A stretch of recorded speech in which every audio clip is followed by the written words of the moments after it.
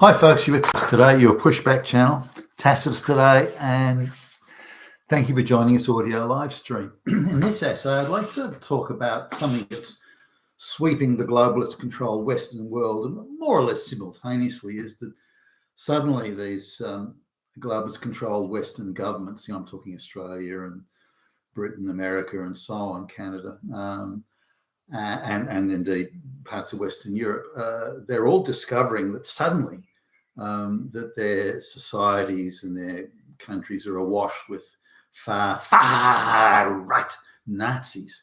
And these Nazis, I tell you, Hitler, and they're just everywhere, omnipresent everywhere, under every bed, in every closet. They're in every coffee cup. In fact, I've got a cup of coffee right here next to me now. Let me just look at it. Yep, Hitler's in there. Hitler, government, save me! Hitler's in my coffee cup. So they've all decided this at around the same time, and they're all making the usual pronouncements, very solemn and full of gravitas. The Nazis have no place in our society. Rapists have no place. Violence against women has no place. We're virtuous people. We're not like those fucking Nazis. So where are these Nazis? Well, then fortunately, right on cue, just a little while ago, there were these all white men that lined up, looking suspiciously clean cut, by the way, with black shorts and black t-shirts, and they all lined up for the globalist media, and right on cue and on demand, all did a Sieg Heil salute. And it was a caricature. It was this absurd caricature. It was a false flag. I mean, who the fuck organised that? Who paid for that? These guys didn't look very committed. They didn't look like they were diehard political operatives or believers in anything at all. They looked like they were doing it for the camera. Now, I just want to sort of indicate just how far governments go in creating, false flags. Like there was a meeting about violence against women, in this community hall some time ago, and I spotted it, and I figured it would be a real propaganda extravaganza, and didn't disappoint. And I went along, and there were plants in the audience.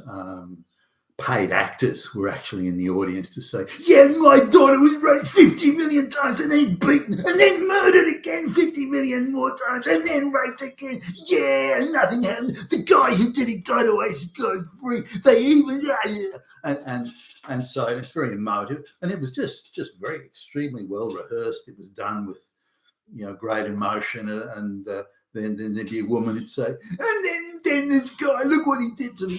Anyway, I don't know if every single one of them was an actor, but I did some chasing around, and two, I easily and quickly found out that two of them had been actors, paid actors, paid by an NGO that was in turn given generous grants by the government. So this is sort of stuff. So I'm pretty convinced that those guys that line up to do the Sieg Heils are paid actors, and it's all a false flag, just so they've got the footage to say, look, we're surrounded by Nazis everywhere, Hitler!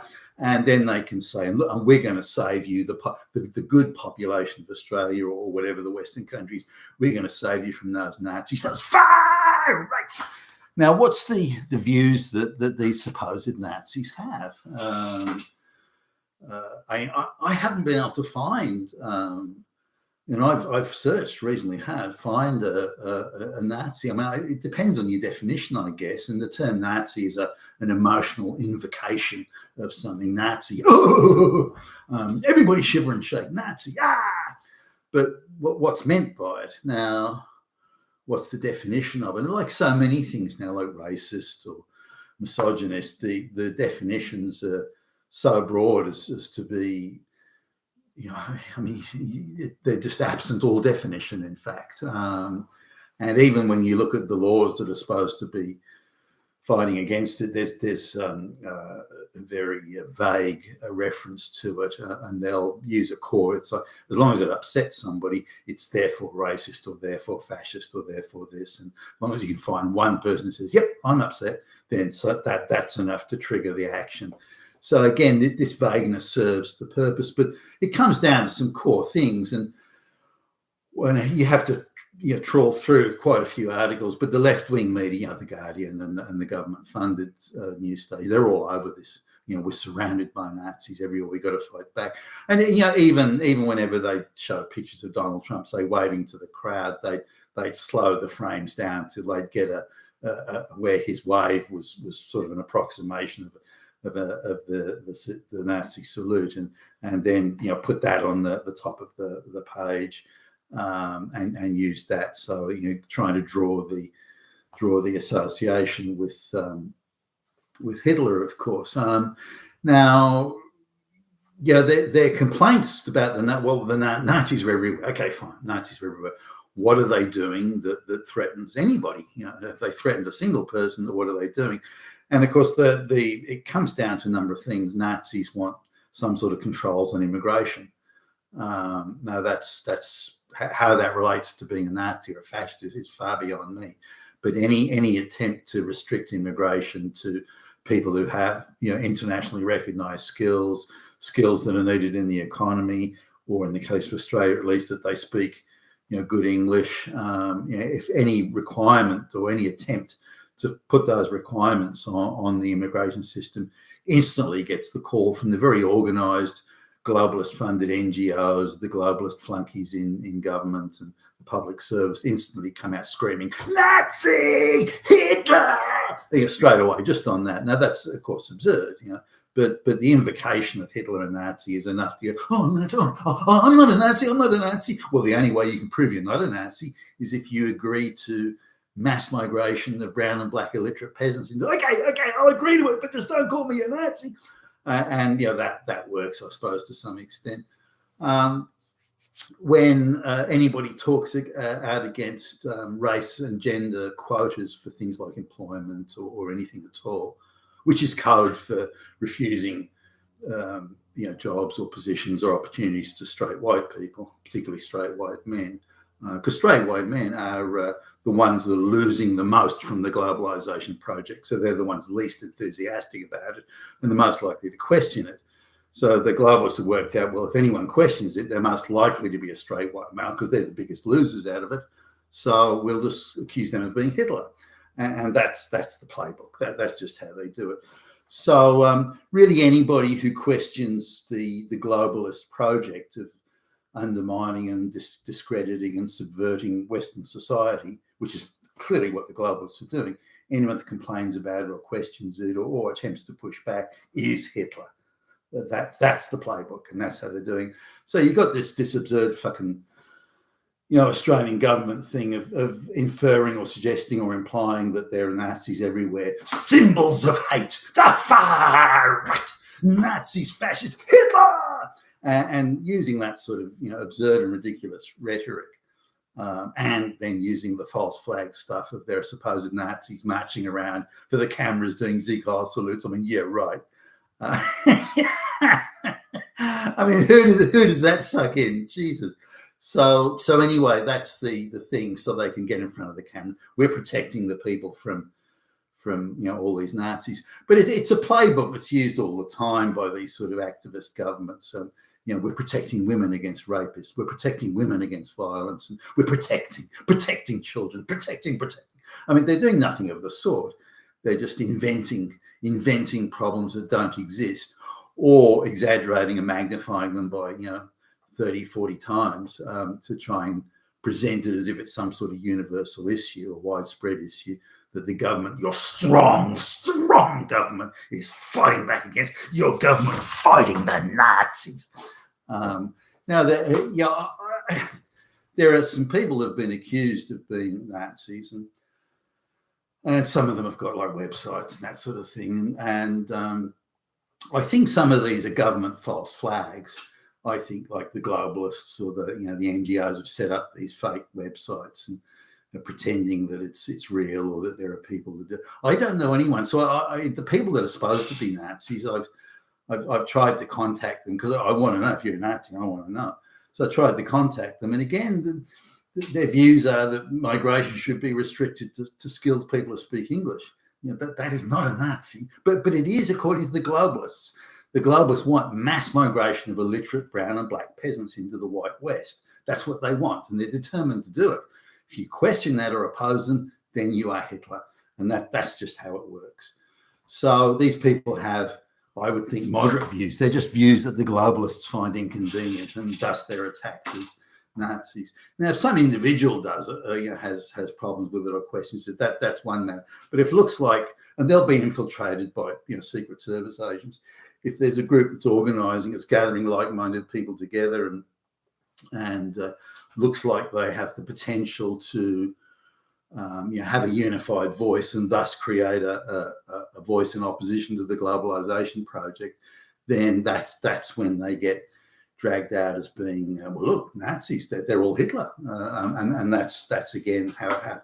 So the globalists are certainly very, very determined to infiltrate and undermine any attempt at organisation of people who are losing out because of globalisation, which is, again, the straight white male sort of middle and working class, to make sure they don't organise or that it's disrupted or discredited through false claims of them all being Hitler and that sort of stuff. So, and we also see this in cases of say protests in the United States, where there's a protester that'll join the protest who has a Nazi flag, the swastika just pulled out of the plastic wrapping and walks around with it conveniently on the, so that the media can photograph and go, look, Nazis. And so I don't believe any of that. I don't believe these Nazis do exist. If they do exist, then they must be, there must be a half a dozen in the whole country, if that. I suppose you can get some cranks, I guess. I don't know, but I doubt if there's, again, more than one or two. But notice the same people that go hysterical over supposed omnipresent Nazis whenever there's vicious and hateful vilification of white people, then they've got nothing to say, which then proves, in my view at least, that they're propaganda advocates or pushing propaganda and globalist flunkies and stooges rather than people who are reporting real issues. Now, if there were, let's suppose there were real Nazis out there.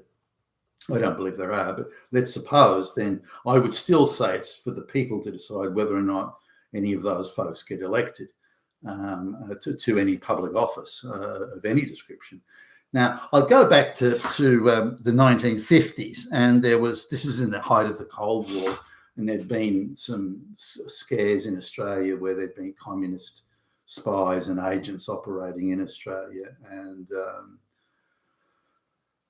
I think it was called the Petrov Affair. I'm going off the top of my head on that one, but in the 1950s, and the government, the then centre-right government, wanted to outlaw the Communist Party. Now, fortunately, they had to go to a referendum for that. Now, I'm no supporter of the communists or the Communist Party or what they wanted to do, the mass murdering of all that sort of thing. Communists that we genuinely win an election tend not to go around killing folks, or certainly not to the extent that armed revolutionaries do. But the idea was to outlaw the Communist Party. So the Communist Party couldn't exist. If you were a member of the Communist Party, they could throw you in the slammer and this sort of thing. Now, again, I'm no supporter of communism, but I am in favour that it is the people's choice. And I believe that is the democratic principle, whether you want to call it a republic or a majority democracy or whatever you want to call it. The people voting to decide is the issue here. Now, I wasn't around at the time, of course, but from just a perspective, had I been, I would have opposed that law, or a referendum was held, but I would have voted against it. Not that I do or don't want the Communist Party to exist. That's not the issue. But again, it is the people's choice. The people must decide. And fortunately, not by a huge margin, I guess, but fortunately, the people of Australia, the voters of Australia, decided that the Communist Party should not be outlawed, and that they should have the right to stand for election and put their policies forward, whatever those policies might be, put those policies forward for the people to decide. And I may not like those, in fact, don't, but I may not like those policies, and I may not agree with them, and I may think it would be disastrous if the country adopted them. But that doesn't change that it's the people's choice. Now, I don't, I'm no favour of, not in favour of Nazism. Although I don't know what policies anyone's putting forward that are supposedly that, or why it's such a scary thing to say. Oh, it's a far right hate symbol, the far right Hitler. But that doesn't matter. The issue is it is the people's choice, and if their policies are such that people want to vote for it, then that's fine. But if the policies are no good, then the people won't vote for it. But the idea of outlawing Nazis or supposed Nazis or alleged Nazis or fictitious Nazis, again, is beside the point. It is still and must be and always must be the people's choice. Now, once you start saying this party can't stand for political office, regardless of what you think about them, if they can't stand for political office, then you are interfering with the democratic process, in my view. Now, that referendum, the motion was defeated, and the Communist Party had every right to exist. Now, they never held political office, but they had the right to exist and to put their policies forward to the people for at election time. And that is, in my view, how it should and must always be. And if we allow these so-called, we're rescuing you from Hitler, do you want Hitler here? So we're stopping Hitler. No, you're stopping the democratic process. Now, if people want to vote for the Nazis or something, that is the people's choice, because we live in a democracy, or supposedly. Now, the globalists say, well, we don't want policies that are alternative to us. We're shutting down alternative voices, shutting down alternative political parties. We're shutting down everything that is not in accordance with the globalist project. That is not democracy, and we need to wake up to that. You've been with Fascists today, your Pushback channel, and thank you for listening.